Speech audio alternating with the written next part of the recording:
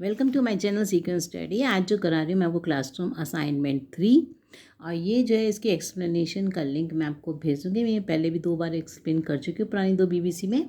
मैं उसको आपको इसका लिंक भेज दूँगी, आप उसमें से एक्सप्लेनेशन देख सकते हैं और ज़रूर एक्सप्लेनेशन करिए, क्योंकि जब तक कि आपको चीज़ें आंसर्स डायरेक्टली उतारने का कोई फ़ायदा नहीं है जब तक कि आपको चीज़ों का मतलब समझ में आना चाहिए साथ साथ। इससे आपकी इम्प्रूव होगी, इंग्लिश इंप्रूव होगी, क्योंकि अब बोर्ड के एग्ज़ाम इतने ईजी नहीं आने वाले हैं। आप देखो इसमें जो है स्टार्ट करते हैं, ये प्रैक्टिस के लिए ही होती हैं। अगर आप थोड़ा सा प्रैक्टिस करोगे, चीज़ों को समझोगे तो ज़्यादा अच्छा है। देखो स्टार्टिंग में इसमें पूछा, the following best sums up Sir Tim Berners-Lee situation and relations to his invention of the internet. तो देखो यहाँ से अब कैसे पता चलेगा, तो हम कह रहे हैं फ्रॉम ग्लोरी टू डिसअपॉइंटमेंट। क्यों करा ये मार्क मैंने फ्रॉम ग्लोरी टू डिसअपॉइंटमेंट? देखो उसमें ये लिखा है कि वो जो है 30 साल बाद मतलब उनको जो है क्या हुआ, डिसअपॉइंट हुए। देखो कहाँ से लाइनें पकड़नी हैं, जहाँ भी लाइनें सब मिल जाती हैं आपको लिखी हुई। सर ये कि अगर आप आराम से ध्यान से पढ़ोगे चीज़ों को तो आपको ज़रूर देखो जहाँ पे लिखा है डिसअपॉइंटेड, यहाँ लाइन पे आ जाओ आप। डिसअपॉइंटेड बाय दिस इन नवंबर 2000 वो डिसअपॉइंटेड हो गए थे अपनी इन्वेंशन से।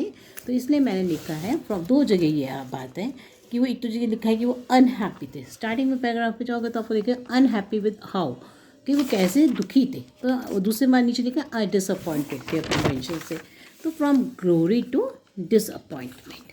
नेक्स्ट है the two branched purpose of the world's first website was. देखो उसके 2 प्रोलॉन्ज पर्पस क्या थे, तो पहले आप ये लिखना कि it gave users to start with their own website, कि वो अपनी वेबसाइट बनाएं। और दूसरे नंबर पे it can be used as communication tool and can help people understand each other. Okay, next है कि which of the following statements you think Berners-Lee in all likelihood could have made. तो likelihood मतलब उनका वो क्या कैसे statement बना सकते थे। तो one day I will make a computer that will run trains. तो वो जो है अलग ही तरीके थे, उनका दिमाग कंप्यूटर में था, तो ये बात कह सकते हैं। नेक्स्ट देखो जो सिनोनिम्स बताने हैं, तो क्रिएशन एंड इन्वेंशन, और दूसरा होगा प्रैक्टिकल एंड प्रैग्मेटिक। प्रैग्मेटिक का भी मतलब प्रैक्टिकल ही होता है। Based on your reading of the passage, examine about 40 words how destiny played a significant role in Sir Tim Berners-Lee success as a scientist। तो destiny क्या होती है? किस्मत। तो किस्मत तो देखो तभी इंसान को क्या होता है कि अगर उसे कुछ बनना है तो सब चीज़ें उसको पॉजिटिव ही मिलती जाती हैं, उसकी वो लाइन उसको मिलती चली जाती है, उसको हेल्प भी मिल जाती है लोगों से। तो वो है हमारी डेस्टिनी। नहीं तो मतलब अगर हम कुछ करना चाहते हैं और हमें उस टाइप के लोग ना मिले हेल्पफुल, तो हमारी डेस्टिनी मतलब हमारी किस्मत नहीं साथ दे रही।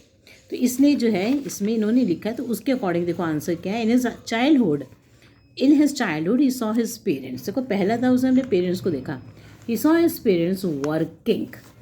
कैसे देखा उसने? On a commercially build computer. तो बचपन में उसने कंप्यूटर देख लिया था।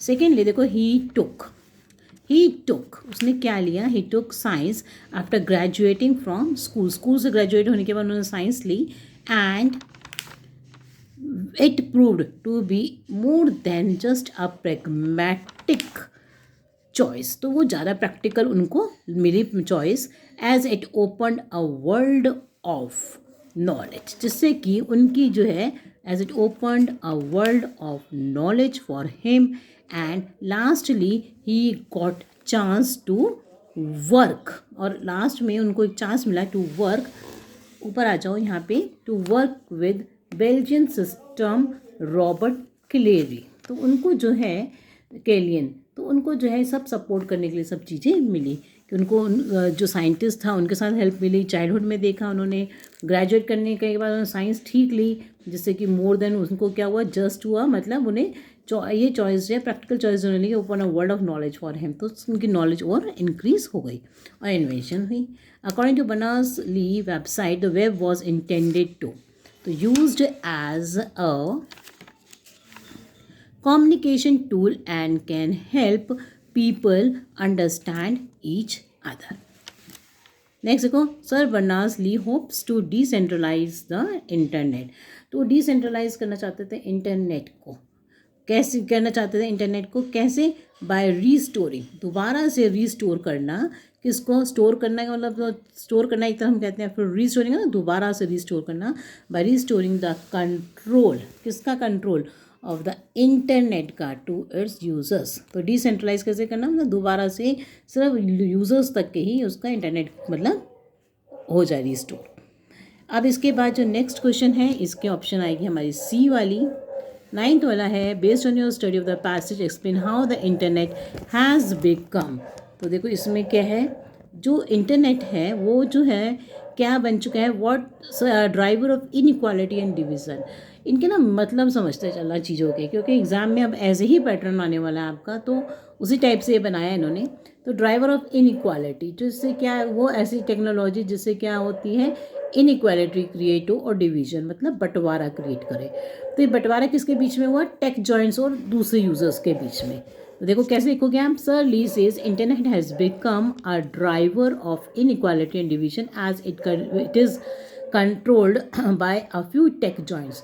तो डिवीज़न हो गया ना, फ्यू टेक जॉइंट्स हो गया, हु यूज़ पर्सनल इंफॉर्मेशन, जो यूज़ करने लगे personal information to spy on people, क्योंकि पहले वो डाटा मांगते हैं लोगों का, तो और फिर उसके बाद जो है वो मतलब उनको यूज़ करने देते हैं कि तुम्हारा नंबर क्या है ये सब कुछ।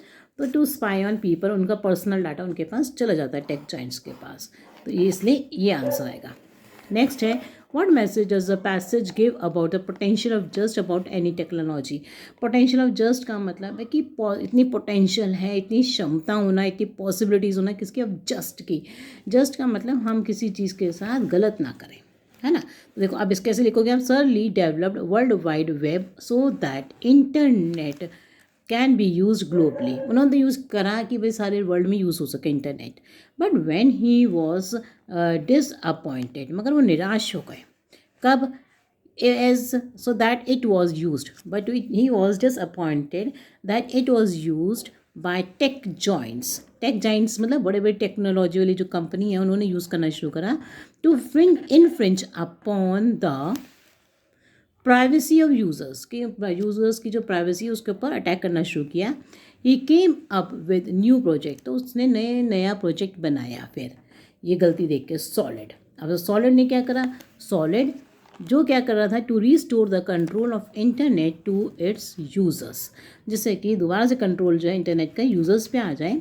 सो there is a potential or possibilities of just about any technology. Any problem, ask me in the comment box. Thank you for watching my video, and don't forget to like, share and subscribe to my channel.